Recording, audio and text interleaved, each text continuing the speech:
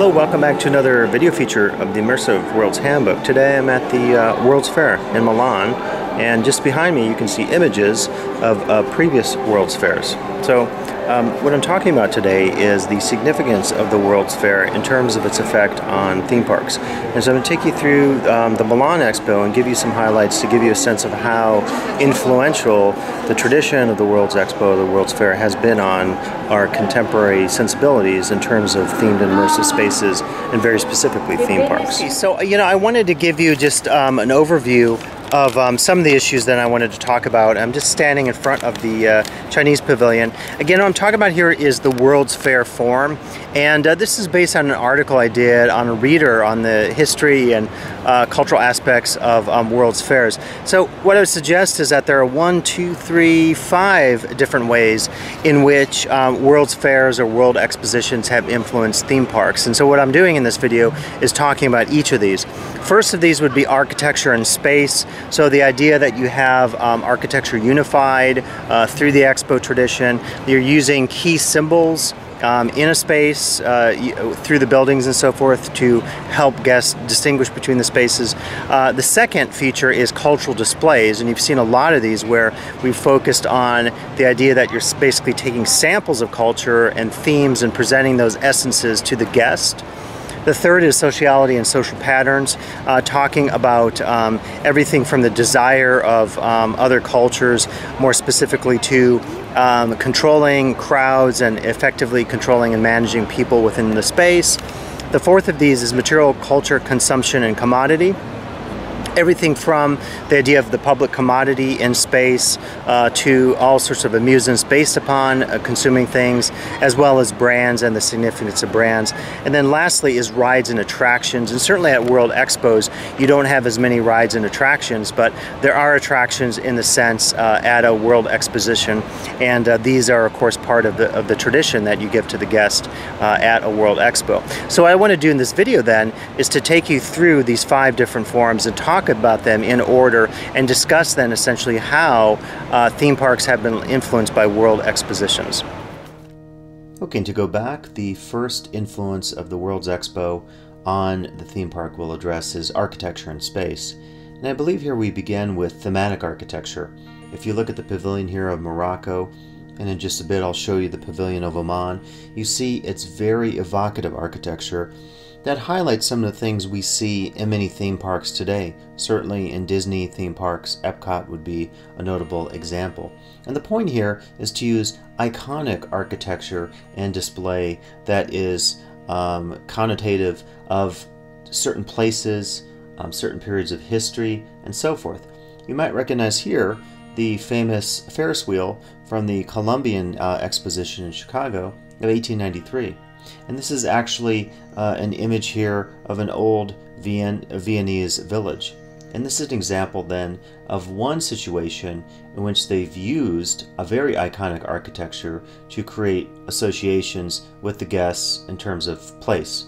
And so I think this is a key example then of how not only do we see it at the Expo in 2015, continuing that tradition, but we also begin to see this in so many theme parks around the world. It's thus an important way to establish for the theme park, in terms of the Expo, this tradition of iconic space, of iconic architecture, of iconic forms of culture and display that the guests can truly relate to.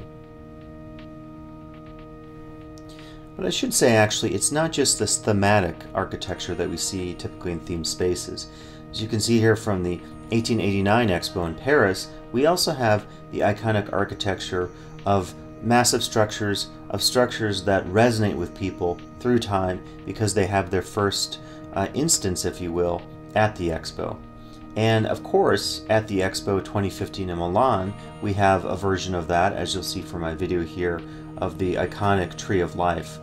And you could say that this is taken from the Expo into the theme park form through the weenie. So you think of the Matterhorn, you think of many other spaces in Disney theme parks and other theme parks that have a very iconic nature to them, and they also draw the visitor's eyes and their movement to those spaces. Yeah, so in terms of thinking about the essence of culture, I'm walking through the Italian area, and it's not just one pavilion, but multiple pavilions, which certainly showcases the diversity of Italian culture through different regions. But just back there was, I'll show you an image, of a craftsman who was working on a sculpture. So that really identifies or continues the tradition in World Expos of focusing on, you know, the essence, the folk life of various cultures. So just behind me you can see one of the cool things you get at the World Expo is performance. You can see the hip-hop dancing here at the Poland Pavilion. At night the expo really comes alive and you see many other examples of performance that you might expect, you know, at a big exposition like this. Now here we see the pavilion of Indonesia, and like many of the other cultural pavilions of the various nations, Indonesia shows us the folk life, the cultural aspects of the people, of the place, and so forth. And in this sense, like many other pavilions, it's a celebration, and it certainly gives us cultural display in a positive sense. But just not too long ago, if we look at this image here, this is actually a Google image search of human zoo related to World Expos. So many examples through time, going back to 1889 and many of the other expos after that, in which people were put on display. So the display of people in this respect certainly is a very dark legacy of the World Expo. Fortunately, with very few exceptions, in today's theme park we see cultural displays, but let us hope that they maintain that positive tradition that we saw here at Expo 2015 Milan.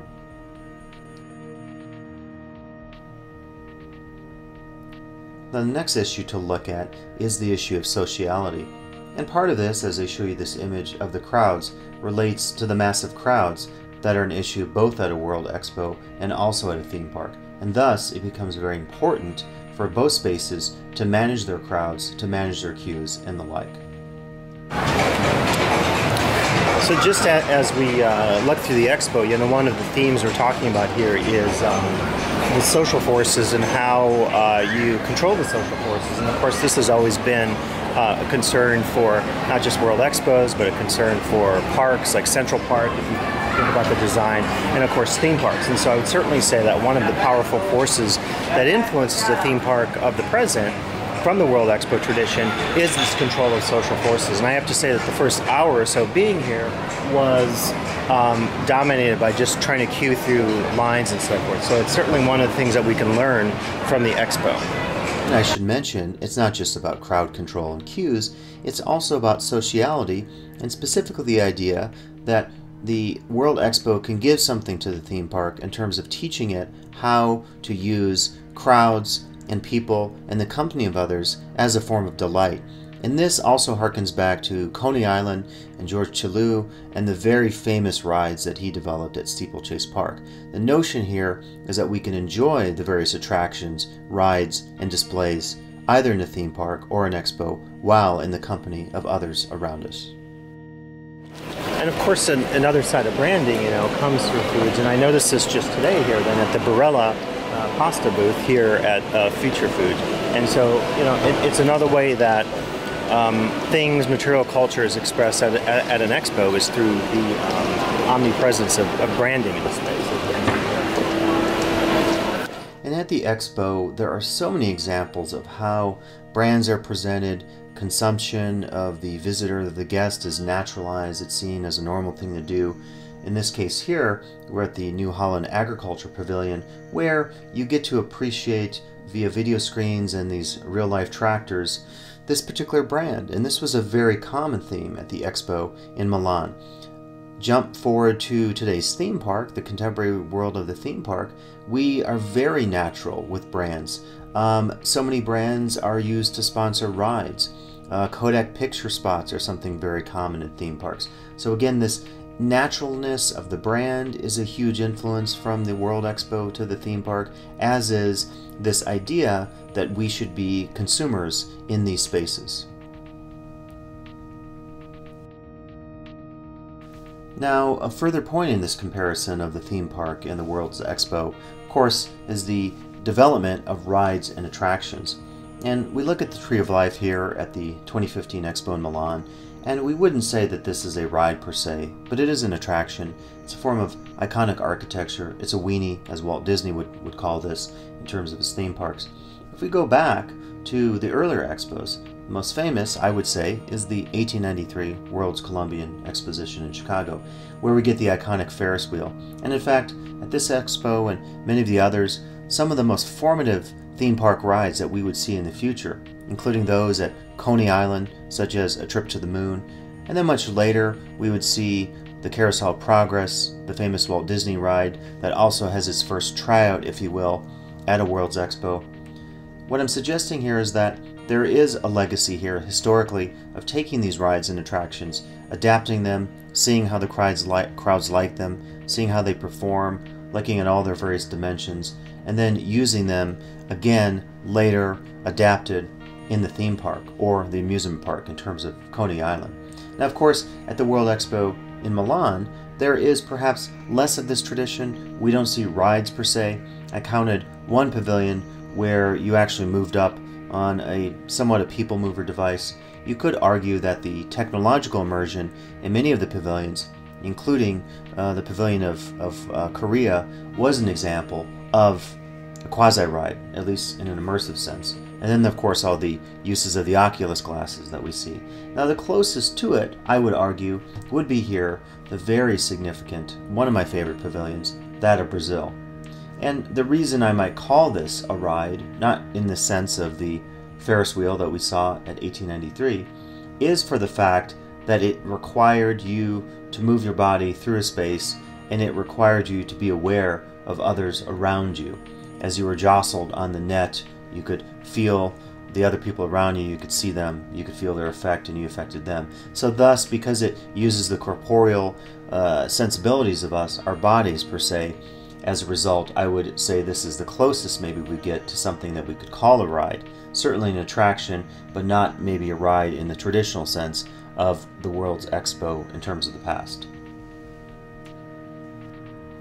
So I hope you enjoyed this video feature here today at World Expo 2015 in Milan, focusing on the significance of the World's Fair Forum as it relates to the influence on the theme park. Please come back for additional video features of the Immersive Worlds Handbook.